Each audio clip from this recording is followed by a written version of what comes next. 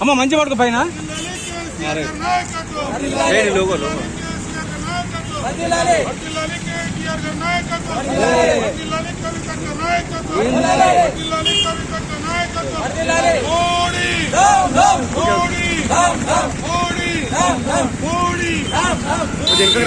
Logo నీ logo వస్తుంది అమ్మ అట్లా పడుకో రెండు ఫ్లెక్సీ పడుకో ఇంకో ఫ్లెక్సీ పడుకో ఇంకో ఫ్లెక్సీ పడుకో అమ్మా ఇంకో ఫ్లెక్సీ పడుకో అన్న మంచి పడుకో అవుకోవాలి ఫేస్ కావాలి కండు లోపలికి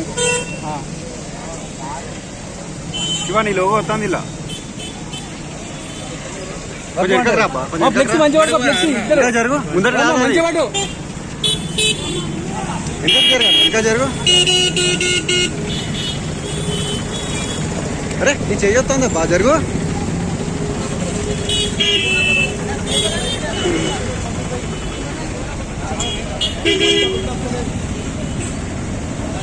ఏనా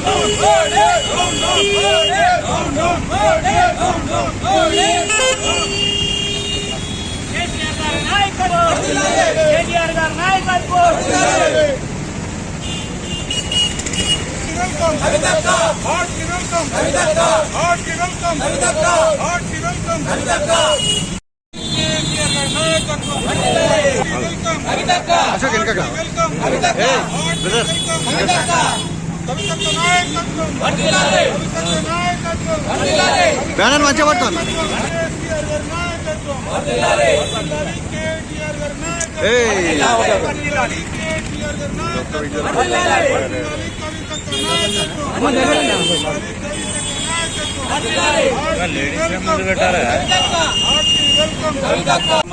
యాగి సృష్టించారు ఇవాళ బిడ్డ కవిత గారు నేను బయటకు వచ్చి అక్క గారు ఇక మీకుంటుంది దబిడే ఇక మీకు ఎందుకంటే ఎట్టి పరిస్థితుల్లో కూడా ప్రజలకు అన్యాయం జరుగుతూ ఉంటే కేసీఆర్ గారు ఊరుకునే ప్రసక్తే లేదు.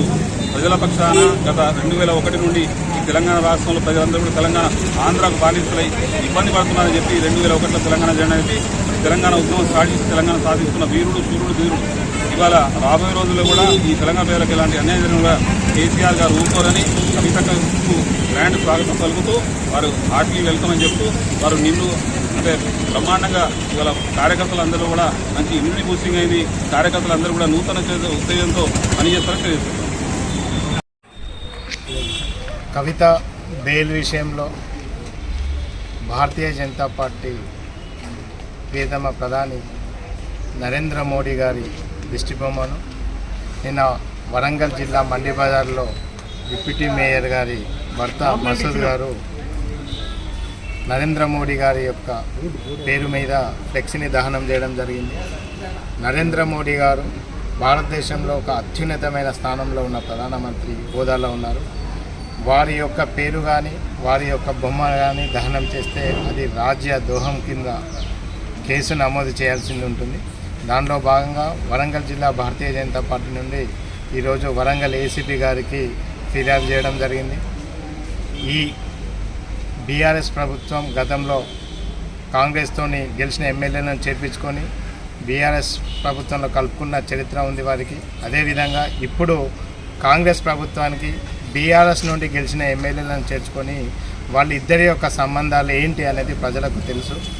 వారు కవిత గారి బెయిల్ విషయంలో సుప్రీంకోర్టులో వాదించడం కోసం అభిషేక్ సింఘ్వి గారిని న్యాయవాదిగా పెట్టి వారికి తెలంగాణ రాష్ట్రం నుండి రాజ్యసభ సీటుని కేటాయించే దాంట్లో బీఆర్ఎస్ కాంగ్రెస్ రెండు పార్టీలు లోపకారిగా ఒప్పందం చేర్చుకొని బీఆర్ఎస్ పార్టీ నుండి ఎవరిని కూడా రాజ్యసభకు పోటీలో ఉంచకుండా నామినేషన్ వేయకుండా ఏకగ్రీవంగా ఈరోజు రాజ్యసభకి అభిషేక్ సింఘి ఎవరైతే కవిత యొక్క అడ్వకేట్ ఉన్నారో, కవితకు బెయిల్ ఇప్పించిన అడ్వకేట్ ఉన్నారో వారిని పంపించడం జరిగింది. దీనిని మా రాష్ట్ర నాయకుడు బండి సంజయ్ గారు కూడా మొన్న చెప్పడం జరిగింది. బీఆర్ఎస్ కాంగ్రెస్ తెలంగాణ రాష్ట్రంలో ఒకటిగా ఉంటూ వారిని ప్రజలను మభ్యపెడుతూ బీజేపీ బెయిల్ ఇప్పించిందని చెప్తున్నారు. ఇది చట్టవిరుద్ధం. గత 5 నెలలుగా కవిత గారిని భారతీయ జనతా పార్టీ ప్రభుత్వం నరేంద్ర మోడీ గారు న్యాయపరంగా వారిని విచారించి వారు ఏదైతే డ్రగ్స్ లిక్కర్ మద్యం కుంభకోణంలో ఉన్నారో దానిని న్యాయబద్ధంగా విచారించడం జరిగింది. అంతే తప్ప ఎక్కడ కూడా లోపభూయిష్టంగా కానీ అదేవిధంగా ఈ బెయిల్ వచ్చేదాన్ని కూడా ఎక్కడ కూడా నరేంద్ర మోడీ గారికి కానీ బీజేపీ ప్రభుత్వానికి కేంద్ర ప్రభుత్వానికి ఎక్కడ సంబంధం లేదు. కాంగ్రెస్ బీఆర్ఎస్ కలిసి చేసి వారిని బెయిల్ తెప్పించుకున్నారు.